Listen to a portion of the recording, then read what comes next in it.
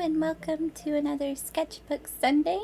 These aren't a tutorial, but videos where I just get kind of chit-chatty while I work on whatever I happen to be doing in my sketchbook at the time. And I had several sketches that I wanted to finish up with color like this on this spread.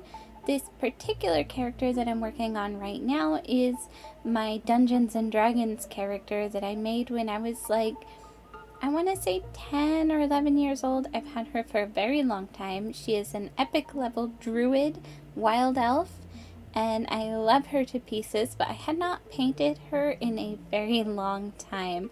Like the last piece I did of her that was full color, I want to say is maybe 15 plus years old. So I thought it was time to do a more up-to-date piece, even if it's just a little sketch in my sketchbook. I love the way this turned out, but this particular painting was definitely a trust the process piece. I was so concerned to work on it. I was worried that the skin tone was going to get incredibly muddy because I am working not on watercolor paper but on mixed media paper in a sketchbook. And I know I shouldn't be too precious with my sketchbook pieces, but I really liked the sketch. And there were a few times when I was like, oh, this is not turning out very good.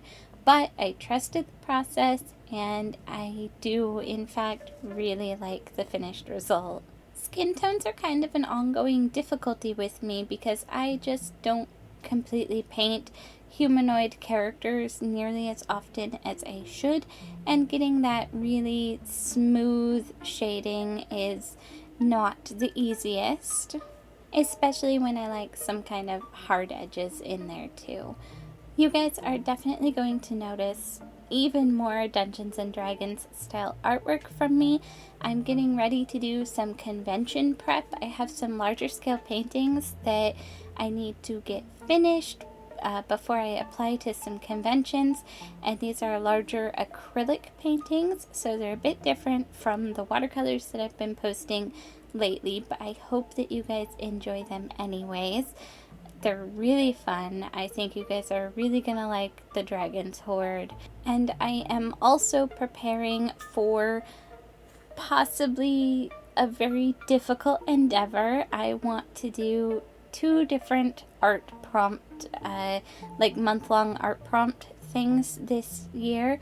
I want to do Cattober, which is Cat Volk's Inktober kind of replacement. It's all cats, 31 days of cats, and that's going to be really fun. I have most of them sketched up, and I hope to record at least quite a few of the painting processes. It's going to be me practicing in gouache because I am very much enjoying gouache lately. And I also want to do Huevember, so I bought a big accordion sketchbook to do Huevember in, and that one's gonna be rough and a little scary. I think I'm gonna do it in markers, and I want to record some of that process too. I hope you guys really enjoy that, so look forward to it. But enough about future projects. Who is this character right here? So Leticia Greyforest is a wild elf, and she came to the Temple of Torm to meet up with a paladin and several other adventurers when she had prophetic dreams that something evil was afoot. And a lot of adventures later, she ends up with her very own direwolf that was her animal companion. He is eventually awakened, so no longer an animal companion, but more just a straight-up companion. She also ends up with a fairy dragon companion. She travels the plains and takes out demons and devils. She also has fought the avatar of Tiamat and the Tarrasque with her companions. I've been playing this character for so long, but it's one of those characters that eventually the campaign slowly dissipates and nobody can get together for the group anymore, and I haven't played her in a very long time. She made it to, I believe, level 22 or 23. She was just getting epic level spells, and that was a lot of fun. But as a DM myself, I know it takes a lot to put together an adventure of that level, especially when you're not going with pre-made modules. You're creating everything yourself, which is also what I tend to do. I've never used a module before. And so she's kind of retired, but she is still my baby. She is not my first Dungeons and Dragons character, but she's my first Dungeons and Dragons character that I played for a long time and to a high level. Before this, I had a Kender named Sabrina, and I was like 5 years old when maybe more like 7 or so when I made her. So I was sort of quote unquote playing D&D with my siblings. And I love Sabrina, but she's not as well defined of a character. She sort of is nowadays, but not because of her adventures, but more because of the backstory and thought that I have put into her. And she did kind of reach high level in the old system. Yes, back with Thaco and all of that, she made it to level 7 Thief, which is nothing to shake a stick at. Like, back then, your XP, your level was based on like what class you were, so you needed more XP depending on what class you were. You could be adventuring with a level 5 wizard, could be adventuring with like a level 10 fighter, because they'd have like the same amount of XP but be different levels. As far as character design, Leticia hasn't really changed at all. She hasn't gone through a name change, she hasn't gone through a style change, other than the fact that when I was very, very young, I knew I wanted her to have darker skin because I specifically chose from the beginning that she was a wild elf. But I wasn't good at painting that, or I didn't really paint. All I had was like Crayola colored pencils, and I didn't really know what I was doing. So she wasn't as dark skinned, but she is supposed to be, and I am able to actually reflect that now.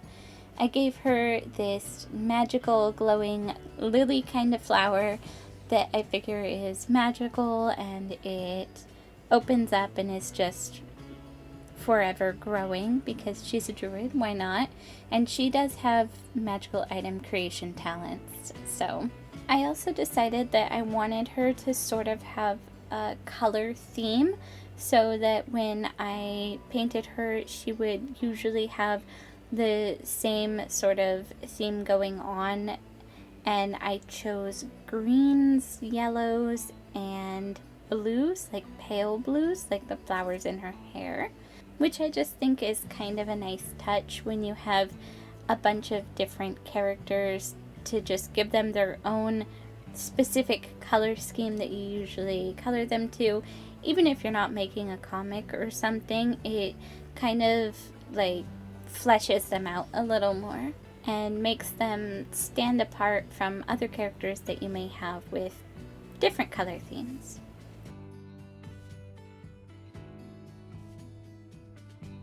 Over here I had just done a little doodle of a dragon. It looks a bit like maybe a copper dragon or a brass dragon or something, but the face is more like a red dragon. But I didn't have any specific dragon in mind. In fact, I might turn that into a Seraphian dragon, which Seraph is my own world, and I think I'm going with an Onyx dragon as having that kind of theme. This is a fairy dragon. It's not necessarily Leticia's fairy dragon companion, but I suppose it could be. Her fairy dragon companion has more of a pink-yellow kind of color scheme, and fairy dragons' color schemes change as they age, so it could be the same one, but in general, I was just drawing a little fairy dragon because my druid made me think of fairy dragons. And I always love drawing myself another dragon, especially when I can have 2 different kinds of dragons on one page. I went with a blue-green kind of color. Actually, my boyfriend suggested it, so I was like, what color should I do? And he said blue-green. So we went with a blue-green body, and I do believe the fairy dragons age from green to blue-green to blue. So I still have a bit more green on the back, and I have a bit of a blue and green on the paws and the tail, just to sort of suggest that its color is shifting, and eventually it will have none of that green left on its back, and it will be almost entirely blue-green, but then the blue will be coming in more, and eventually it'll shift through all the different colors. That does mean that this fairy dragon is a little bit older than Lothissia's fairy dragon. And on Lothissia's fairy dragon, the last time I drew it, I did not give it little antennae, but I thought that those were so cute, so I had to put them in there. The original drawing, not original, but the drawing I'm used to from the monster manual, the AD&D monster manual, has little antennae, and I thought they were cute. You may also see a little purple kitty over there. That is my cat Mana. I was sketching her while she was sleeping on my desk, and then I decided to go in, instead of with realistic colors, I just went in with purple watercolors to shade her, and I love how that turned out. She's such a cute little sleepy kitty. Oh my gosh, there's a bug on my paper here. A little fly kept landing on my paper while I was doing this, and I was like, I kept trying to shoo it off the paper, and it would not leave me alone. Anyways, random tangent. You might also notice that there are a lot of random colors on the sides of the page that look like the colors I've been using, and that's because when I'm using colors in my sketchbook, I like to just use the margins of the page to just swatch my colors and see how they will look and decide what I want to put on there. But I think this about wraps up this sketchbook Sunday, and I really hope you guys enjoy the series. I had a lot of fun painting these little guys and talking to you about them. You can find me at jasminezelmer.com, and all my links are there if you want to follow along or look at any of my works. Let me know what you think of the series and any way I may be able to improve it, or just let me know what you think. And thanks for stopping by.